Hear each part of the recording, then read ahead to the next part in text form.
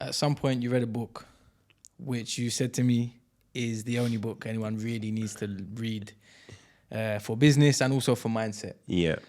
What led you to reading that book, and what were the changes from reading that book? So the book, obviously, Chris is referring to is Think and Grow Rich by Napoleon Hill. I think a lot of people that have read the book will give its credits to it. I personally just believe it's the only personal development book you need to read, because he's gone around, interviewed all the successful people across the world, I think the US actually, mainly, and has kind of gathered data as to what attributes and things that they all have in common, and I think come up with these 13 principles. And for me, when I read that, I was like, damn, like everything he's saying, like logically, because I'm a very logical person, being engineering, solution oriented, all that stuff.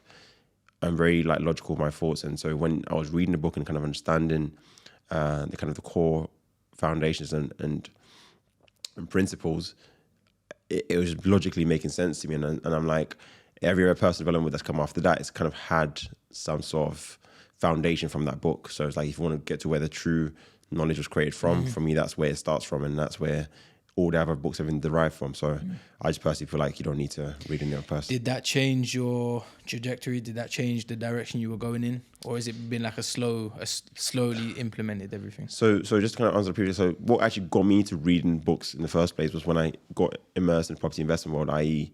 this is when I realized that at work, my earning potential was going to get me to the outcome I wanted. Like I always aspired to kind of make money young and be wealthy young, and realizing that, look, corporate days, I got to about 60K a year in salary, contracting.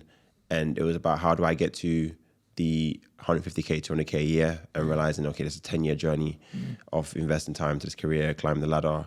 And I just felt like it wasn't a great vehicle anymore. And so property was kind of the next space for me to look into.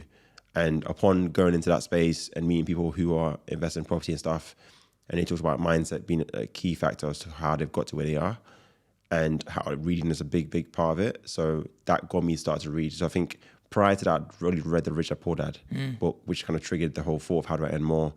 And then obviously going into that room, realized, okay, people actually spend a lot of time reading books. So people recommended Think and Grow Rich. So I read that.